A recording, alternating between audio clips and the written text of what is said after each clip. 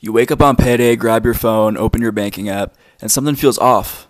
Your paycheck is a few $100s lighter than usual. No new subscriptions, no surprise charges, and no other purchases that you forgot about. Just less money. So you check your pay stub, and there it is, a wage garnishment. You're now thinking, what does that even mean? Who took my money, and why didn't anybody tell me? Let's break this down calmly, clearly, and without the legal jargon. So, what is a wage garnishment? A wage garnishment is not a fee, it's not a penalty, and it's not something your employer randomly decided to do. It's a legal requirement that forces your employer to withhold part of your paycheck to pay off a debt. Think of it like this. If paying your debt normally is the front door, a wage garnishment is the IRS or a creditor saying, okay, you didn't use the front door, so now we're coming through the window. It's a last resort, and it only happens after multiple notices, warnings, and opportunities to fix the issue. Your wages? That's a good question, and this surprises a lot of people, but not all garnishments are created equal. There are two main categories when it comes to garnishments. The first one being the IRS. The IRS is special. They don't need a court order, they don't need a judge, and they don't really need permission either. If you owe back taxes, the IRS can send a notice directly to your employer and require them to withhold part of your paycheck. The second one is, well, everybody else.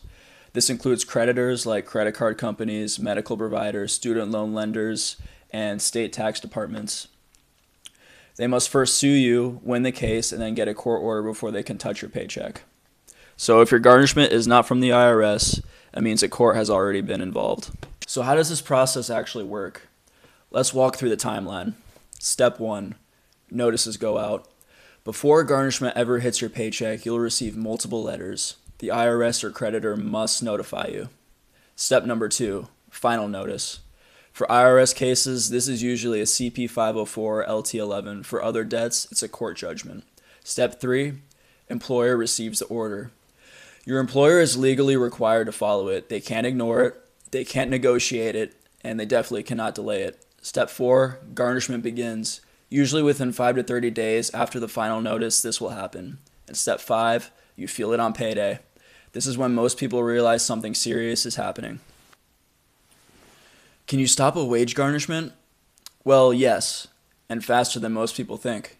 Stopping a garnishment depends on the type. For IRS garnishment, you can stop it by 1. Setting up a payment plan, 2. Filing missing tax returns, 3. Proving financial hardship, or 4. Submitting an offer in compromise. Another thing you can do is request a temporary hold. The IRS will release the garnishments once a resolution is in place. Creditor garnishment, you can stop by paying or settling the debt, challenging the judgment if it is incorrect, filing bankruptcy in extreme cases, or negotiating directly with the creditor. When it comes to child support garnishment, these are harder to stop, but adjustments can be made if your income has changed. What should you do if you're being garnished? Here's a simple checklist that you can use. Number 1, read the notice, find out who issued it. Identify the type, if it's from the IRS or other. Check the amount and respond to it quickly. They don't fix themselves. Get professional help if the IRS or state tax is related. The longer you... A wage garnishment feels like a financial emergency, and in many ways, it is. But it's also a solvable problem. Most people don't realize how many options they actually have until they talk to a tax professional who deals with this every single day. And remember, a garnishment is the last step in the process, which means the sooner you take action, the sooner you can stop it. A wage